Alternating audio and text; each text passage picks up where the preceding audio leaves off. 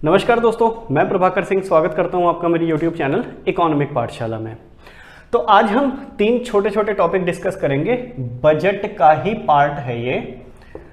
क्या है ये? लेखानुदान, प्रत्यानुदान, अपवादानुदान। अंग्रेजी में इनको कहते हैं votes on account, votes on credit and exceptional grants.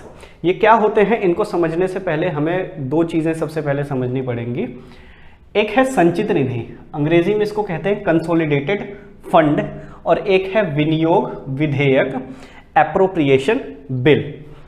हम इससे पहले एक उदाहरण ले लेते हैं, अपने घर का ही उदाहरण लेते हैं। घर में एक हेड ऑफ द फैमिली होता है, हेड ऑफ द फैमिली जो सारे के सारे खर्चे मैनेज करता है।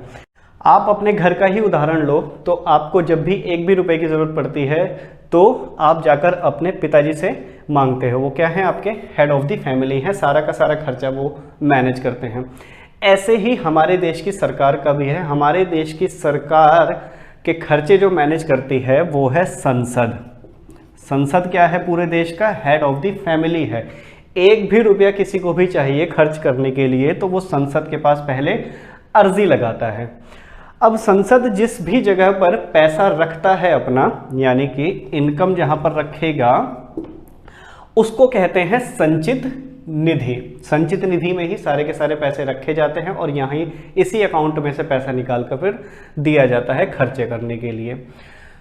तो ये जो हमें बताता है, संविधान का भी मैं थोड़ा सा संदर्भ दे देता हूँ। आर्टिकल 266 हमें ये बताता है कि भारत की संचित निधि के बारे में कि किसी भी राशि का विनियोग, विनियोग का मतलब है खर्च या फिर अपने खाते में से उसको निकालना, विनियोग संसदीय कानून के अनुसार ही किया जा सकता है। अब सरकार को जब भी जरूरत पड़ेगी खर्चे करने के लिए, खर्चे कहाँ कहाँ करती है? सड़क बनाती है, फ्लाईओवर्स बनाती है, या और भी सुविधाएं जो भी हमें दे रही है, उन सुविधाओं के लिए पैसों की ज़रूरत है। और पैसा कहाँ से आता है? संसद से आता है। तो संसद जब भी किसी भी रुपए का विनियोग करेगा वो संसद के कानून के अनुसार ही कर सकता है। अब ये कानून क्या है? तो आर्टिकल 114 हमें ये बताता है कि जब भी 1 भी रुपया अगर संसद से निकालना है सरकार को तो उसे विनियोग विधेयक, एप्रोप्रिएशन बिल कहते हैं इसको, ये विधेयक पहले उसको पास कराना होता है दोनों संसद में, यानी कि लोकसभा और राज्यसभा में इसको पास कराना होता है। तब ही यहाँ हेड ऑफ द फैमिली यानी कि हमारे देश का संसद 1 भी रुपया सरकार को देगा।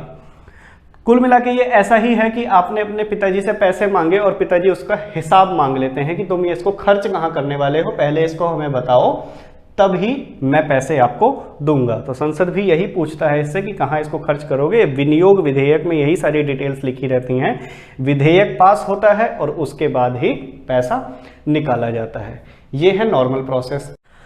अब संसद जो है सरकार को एक बजट एलोकेट करता है एक टाइम पीरियड के लिए। ये कुछ वैसा ही है कि आपको आपके घर से 1 महीने का कुछ फिक्स पॉकेट मनी पहले ही मिल जाता है। तो संसद कुछ बजट एलोकेट करता है सरकार के लिए कि आपको इस समय पीरियड के लिए इतना पैसा दिया जा रहा है, इसमें से ही सारे खर्चे कीजिए। लेकिन ऐसी सिचुएशन हो जाती है कभी कभी कि वो पैसा पहले ही खर्च हो गया। आपके घर में 1 महीने का कोई भी पॉकेट मनी मिलता है आपको, लेकिन कोई ऐसी सिचुएशन आ गई कि आपका पैसा पहले ही खर्च हो गया। अगले 1 अगस्त को आपको पैसा मिलना था लेकिन आपका वो पैसा 25 तारीख को ही खर्च हो गया। बाकी के 5 दिनों के लिए आपको खर्च चलाने के लिए अभी और पैसों की ज़रूरत है। तो कुल मिला के क्या होगा? विनियोग विधेयक पास कराना पड़ेगा सबसे पहले पैसा निकलवाने के लिए।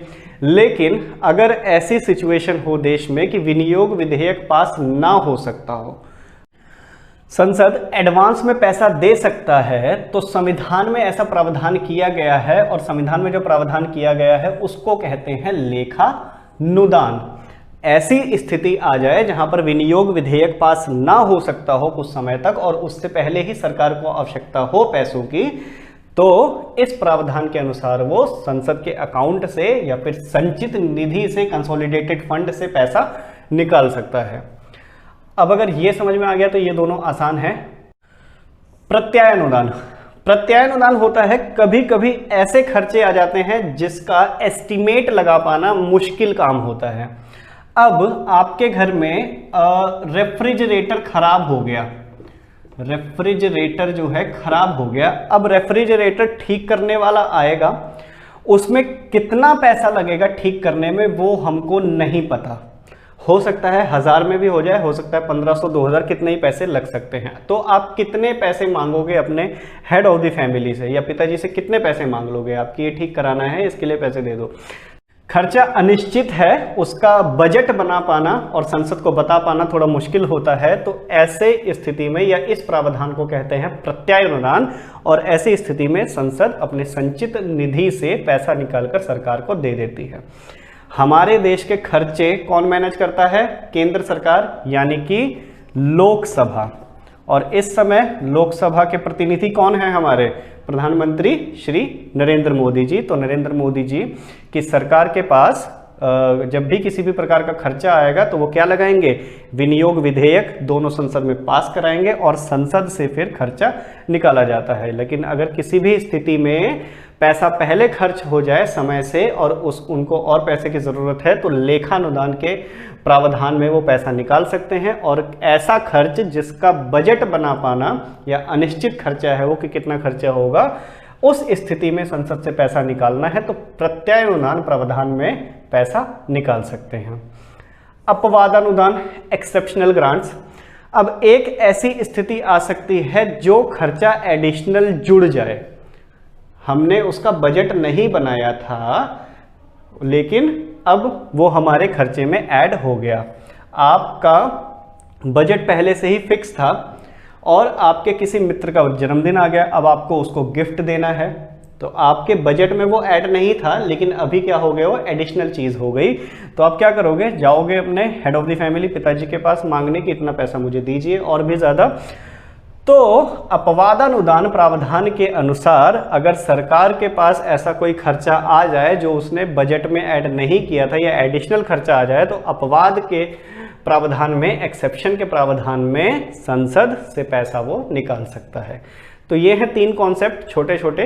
विनियोग विधेयक पास करा के संसद से पैसा निकाला जाता है, लेकिन अगर किसी स्थिति में संसद ना चल रही हो, विनियोग विधेयक पास ना हो पा रहा हो, तो संसद के पास ये प्रावधान है, एक्सेप्शन कर सकता है, वो पैसा उनको दे सकता है।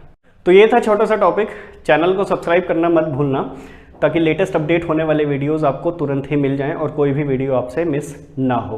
तो मिलेंगे नेक्स्ट वीडियो में, तब तक ध्यान रखिए अपना और बने रहिए हमारे चैनल के साथ। धन्यवाद।